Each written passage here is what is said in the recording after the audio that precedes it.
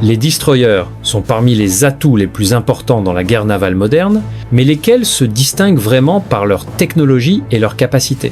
Dans cette vidéo, nous allons le découvrir, alors que nous explorons le top 10 des destroyers les plus puissants au monde. Numéro 10. Commençons avec un chef-d'œuvre de coopération européenne, la classe Horizon. Vous pensez peu être que trop de cuisiniers gâtent la sauce, mais dans ce cas, la France et l'Italie ont vraiment fait des merveilles. Ces navires ont été construits avec un objectif principal en tête, à savoir la défense aérienne, et en 2026, il reste un cauchemar pour tout pilote ennemi. Ce qui rend la classe Horizon si spéciale, ce n'est pas seulement sa forme furtive, conçue pour la faire ressembler à un petit bateau de pêche sur les radars ennemis, mais son cerveau, le principal anti-air missile system, est la vedette ici. Il peut suivre des centaines de cibles simultanément, des missiles supersoniques aux drones volants à basse altitude. On parle d'un navire d'environ 153 mètres de long qui déplace environ 7000 tonnes. Ce n'est pas la plus grosse bête dans l'eau, mais c'est définitivement l'une des plus intelligentes. Il transporte 48 cellules de lancement vertical pour les missiles Aster, qui sont incroyablement précis. Imaginez essayer de toucher une balle avec une autre balle, tout en faisant des montagnes russes. C'est essentiellement ce que fait la classe Horizon au petit déjeuner. Cependant, la simple défense ne suffit pas pour gagner une guerre, n'est-ce pas? Il faut aussi pouvoir riposter.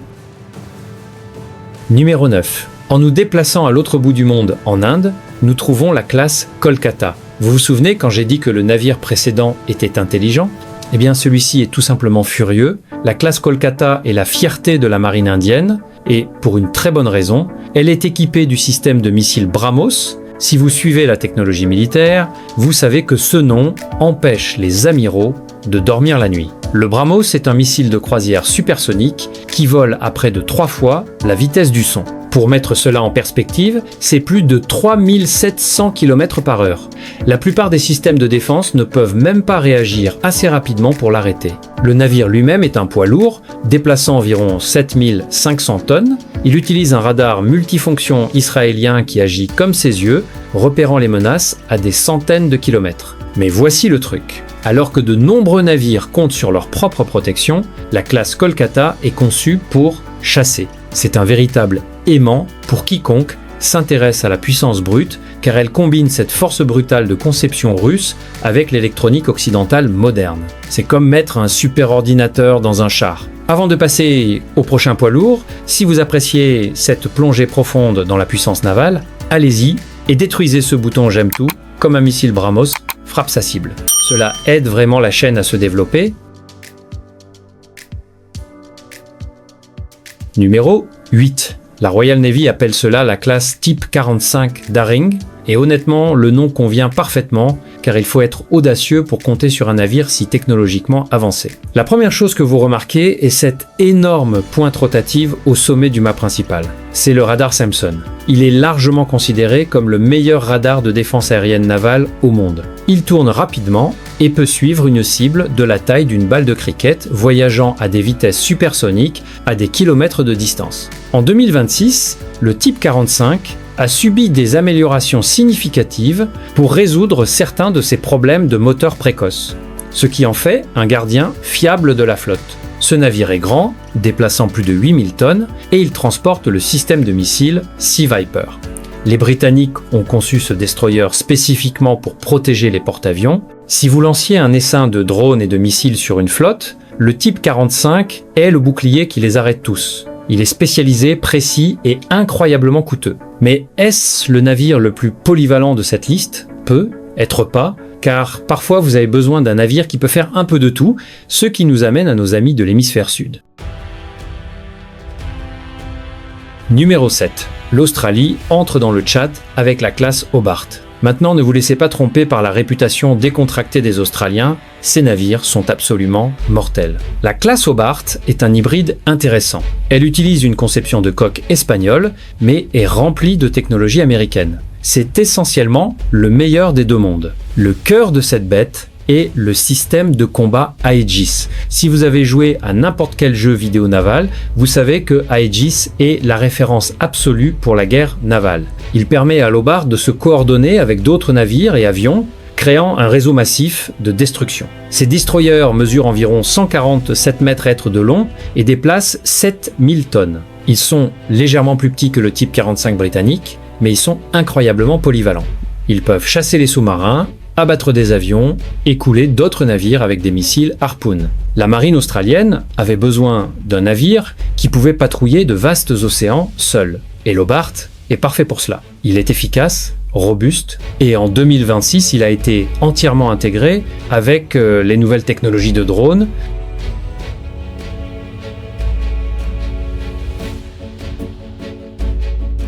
Numéro 6. Nous sommes arrivés au type 52D Luyang 3 de Chine. S'il y a une chose que vous devez savoir sur ce navire, c'est leur nombre pur. La Chine imprime ses destroyers comme s'ils étaient des journaux. Mais ne confondez pas quantité et manque de qualité. Le type 52D est souvent appelé l'Aegis chinois car il comporte de grands panneaux radars plats similaires aux navires américains. Il utilise un puissant radar à réseau à balayage électronique actif qui peut tout voir. On parle d'un navire de guerre de 7500 tonnes équipé de 64 cellules de lancement vertical. Ces cellules peuvent tirer des missiles anti-navires, des missiles anti-aériens et même des roquettes anti-sous-marines. C'est un couteau suisse de la destruction. En 2026, le type 52D est devenu l'épine dorsale de la marine chinoise, patrouillant dans le Pacifique et au-delà. Ce qui le rend effrayant, c'est l'intégration. Ces navires ne se battent pas seuls, ils se battent en meute de loups. Imaginez essayer d'esquiver des missiles provenant de 4 ou 5 de ces navires à la fois. C'est un jeu de nombres, et en ce moment, le Type 52D gagne ce jeu. Mais juste de l'autre côté de la mer, il y a un rival historique qui a pris le design américain et l'a rendu encore plus grand. Numéro 5. La classe Atago du Japon, c'est ce qui se passe quand vous prenez un excellent design et que vous l'injectez de stéroïdes. La force maritime d'autodéfense japonaise opère ces navires massifs qui déplacent près de 10 000 tonnes à pleine charge. Cela les rend considérablement plus grands que les navires précédents dont nous avons discuté. Pourquoi sont-ils si grands? Parce qu'ils doivent transporter une quantité massive d'armement pour défendre le Japon contre les missiles balistiques.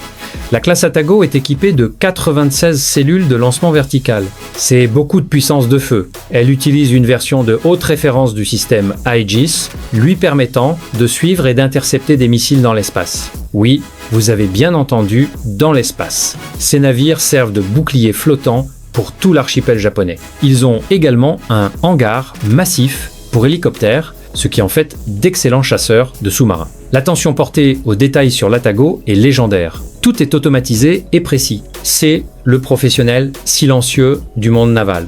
Il ne se vante pas, il exécute simplement sa mission parfaitement. Numéro 4. On ne peut pas parler de destroyer sans s'incliner devant la classe Harley Burke. C'est la légende.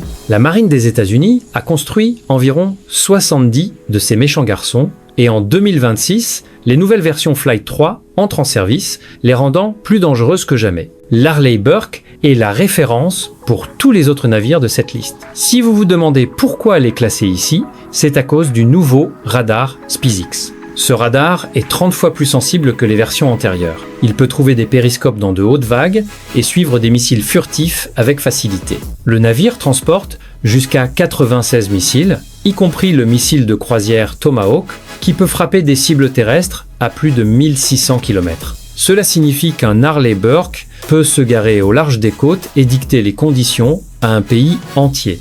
C'est un cheval de bataille, un bagarreur et un garde du corps tout en un. Il a survécu à l'épreuve du temps et reste le design le plus éprouvé au combat sur la planète. Au fait, si vous aimez la technologie militaire et voulez rester informé sur les machines les plus folles du monde, assurez-vous de vous abonner à la chaîne.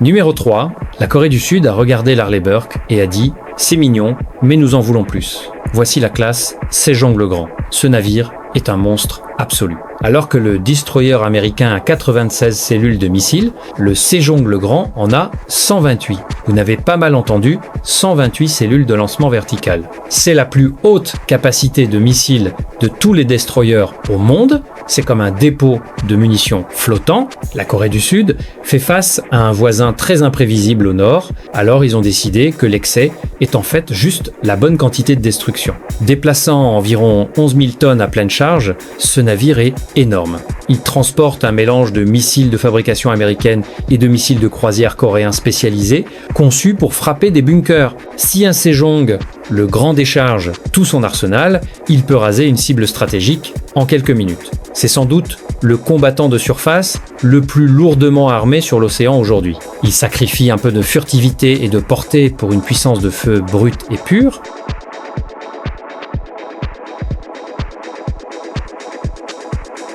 Numéro 2, la classe Type 055 Renhai et la déclaration de la Chine au monde.